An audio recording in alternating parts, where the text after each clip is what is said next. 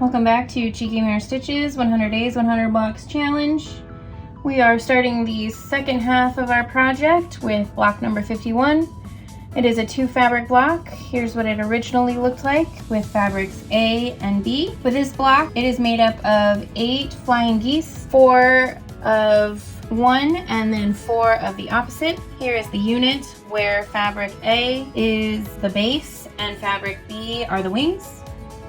And as you can see, there are 4 of them. And then here is the unit where fabric B is the base and fabric A are the wings. Because of the way that this block is, we can learn a new skill, and that is the 4 at a time flying geese unit. To accomplish that, you'll take the finished length of the flying geese unit prescribed in this book and add 1 3/4 inches. So for this particular block, the finished flying geese unit is 3 inches. So you'll take that measurement and add 1 3/4. You will cut a square, the base square, at 4 3/4. And you'll do 1 for each base color. Then for the wings part, you will take the finished height of the flying geese unit. So in this particular case, it is 1 1/2 inches, and you will add 1 1/4 inches. So the square required for the 4 at a time wings is 2 3/4. And you will cut 4 of each of those. So here are my fabrics, fabric A and B.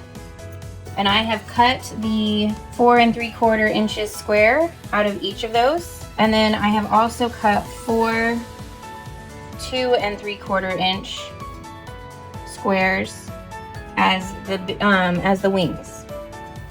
So the way we'll do this is we will take the base square of 1 and the wing squares of another, and we will put them like this with a drawn line down the diagonal here. And it's okay if they overlap. And you'll sew a scant 1/4 inch on either side of this line. So let's do that with both the B base and the A base. All right, so I have sewn on either side of this line, trying my best to line up the line in the middle. It's not perfect, but it'll do. And then you will trim down this line and get 2 units that look like this from each base.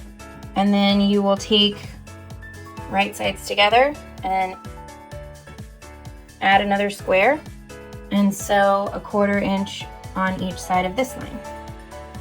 If you want to have an easier time squaring up when these are all done, make sure when you sew that I start on this side and then aim for the little valley here. There's a little, and aim for the tip of that on both sides. And that will help get a more square line. When you sew them and fold it over, it will help to get a straighter line across the top there. So these will be the units that you get.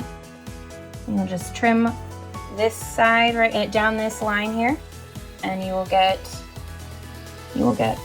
4 of each flying geese unit here. Now these are quite a bit bigger than you need. Ask me how I know. This is the second time I've been filming, and look, it is quite a bit bigger than a block should be. So make sure that you square them down a little bit, and the way you can do that to make sure that you keep your points, trim down only to a 1/4 inch away from the peak of each flying geese unit, and then you can trim to the desired size down here. And then to get the desired width, take the book length, divide it in half, and put that measurement in the peak, and then cut on either side. So here's a unit that's not been trimmed down, and here's a unit that has. So it's quite a bit of trimming. You can buy a special creative grids ruler, I think. That will help you line up better. Now that you've squared up your pieces, they should look like this. because I had to redo this video, I had to seam another square, but that'll be all right.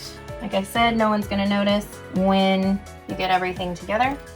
So the layout will look like this, where you alternate between the two units.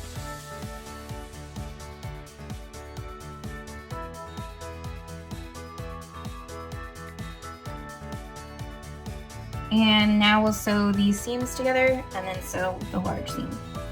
When sewing, I put the unit where the top, like the point of the flying geese unit, is going to be on the seam. I put that one on top, and I aim my needle where the little X comes together. And that way I don't lose my point.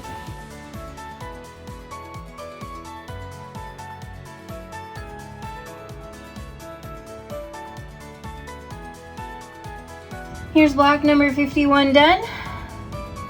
It sure is pretty, and I'm glad it is because it's been a pain in the butt.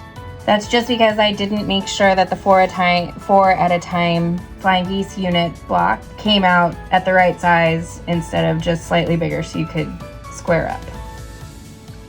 So this will go in my crumb pile and maybe be cut up even more. And this will go in our project. See me tomorrow for block 52, which is hopefully going to be a little easier.